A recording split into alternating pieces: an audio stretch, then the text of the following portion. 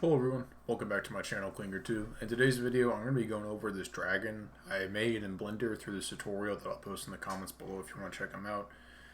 This is my first sculpt I ever made, well actually second, but my first one I kind of don't want to show.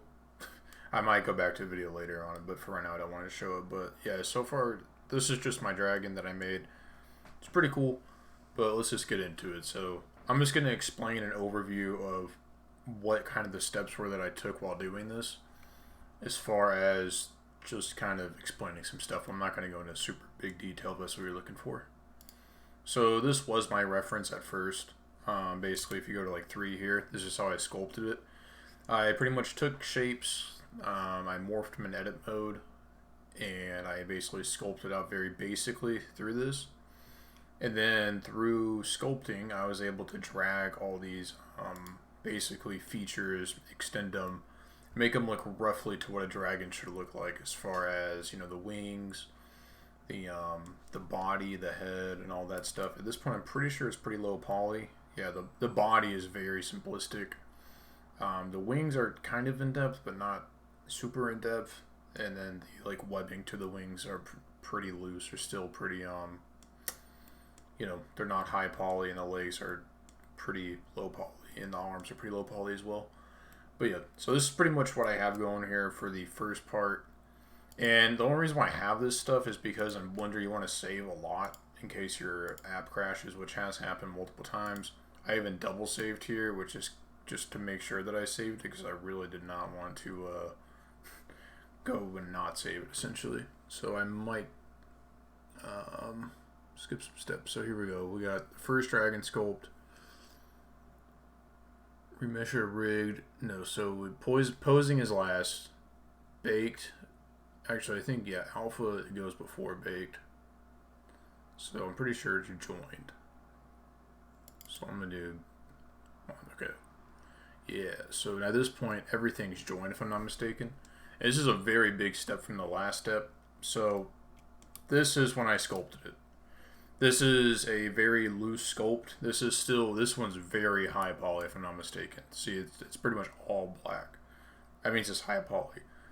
At this point, you can't really, from my understanding, you cannot render this into like anything and have it functionality work appropriately due to the fact of how high poly it is, which means it just takes longer to make it move, longer to render it. So for a game, you really can't do that. But overall, this is what I have. It's pretty cool. I put some definition in the chest to make it kind of look more buff, I guess. I try to put some anatomy for like the neck and the arms. Kind of the deltoids and the arms, like the biceps and triceps look kind of goofy. The forearms, I feel like I did okay. Not horrible there. The tail, I kind of put some kind of rock spikes things on it. The wings, I kind of moved up a little bit. I basically, when you sculpt, you can draw, and I can also lift them up. So I kind of lifted up some of these. I indented them a little bit from the outside. They're indented, and they're indented inward. Put some hooks on the edges of the wings. I even made some little hooks on the edge here. I put a little claw.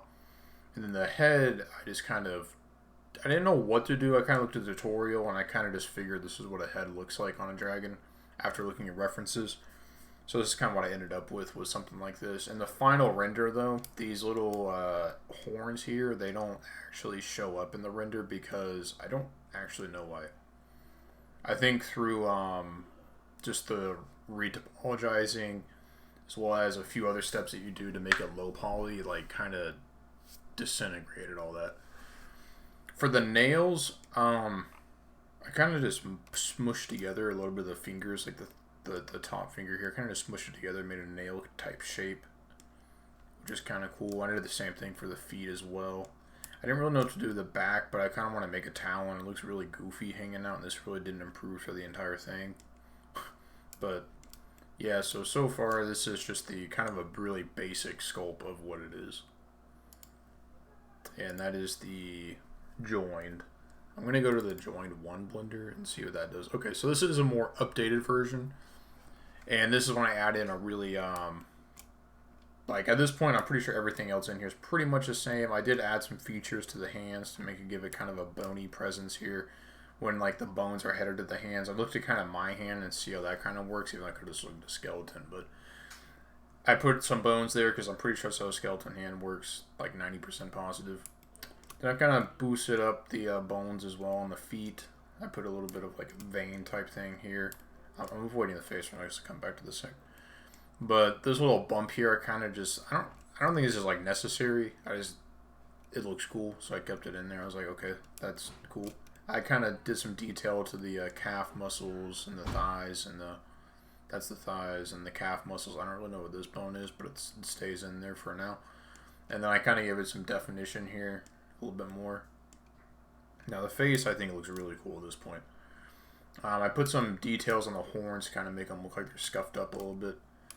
I hollowed out some of this around the like spiky areas, so it looks more in depth, indented, I should say.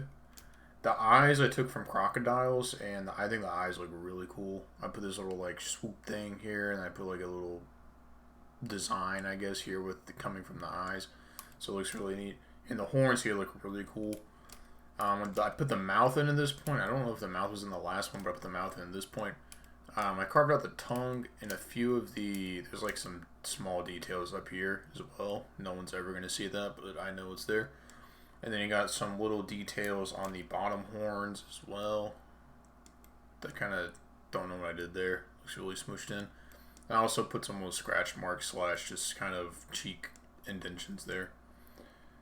Outside of that, I don't think I changed much more. I did add a hole in here at some point, so it's indented over here at some point. I don't know when I did that, but I guess it wasn't here. I moved in the hands a little bit, so you can see kind of the palms. The palms look indented, and the feet are kind of indented as well. So, on to the next part. I don't know exactly. I'm going to go with the Boolean remesh here. I don't want to like skip ahead too much, but I'm pretty sure it's about this part. Okay, so this is the difference between the low poly. Well, I retopologized at this stage. Retopologizing takes a high poly object and moves it to a smaller poly object. That's kind of the goal. So as you can see, when I move it, the one on the right has a lot more see-through ability than the one on the left. The one on the left is the one that's high topologization, and the one on the right is the one you kind of want to aim for. I probably still did way too much, too many.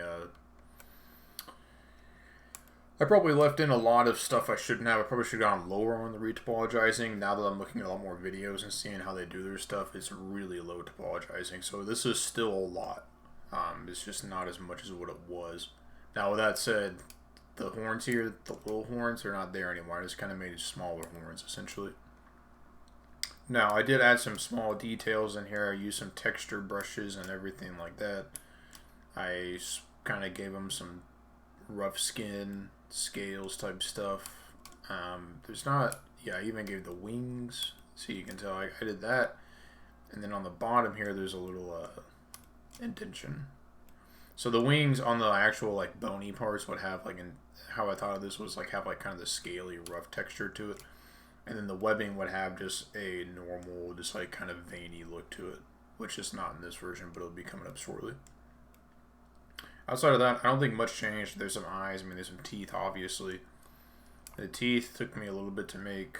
You just kind of mirror them across is how I did it. Probably the easiest way to do it too.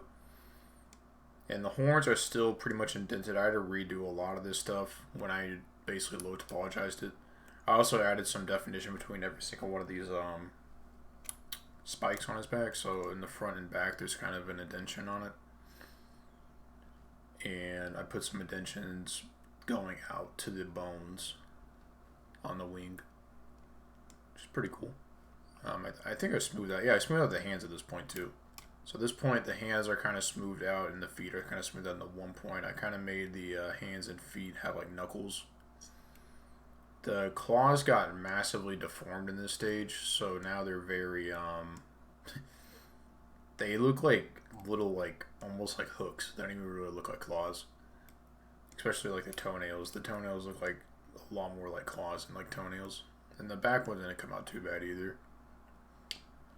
So yeah, that's pretty much what I'm working with here. I don't know, did I put a render on this? No, it's all white. Okay. So that's the, I called it, I think it's the Boolean. Yeah. The Boolean. The reason why I did that is because at the time, if you didn't, like, you want to save before you do that because the Boolean could, like, actually cause it to crash whenever I took out its mouth, essentially. So I saved it before I did that so it didn't crash, and then I remeshed it. So that's kind of what happened here. Now the alpha, if I'm not mistaken, is next. So at this point, okay, no, is it?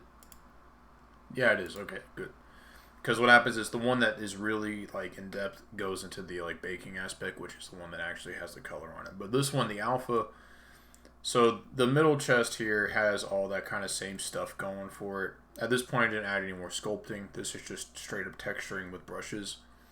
And the skin on it is a little bit more coarse because I made it that way with the scales.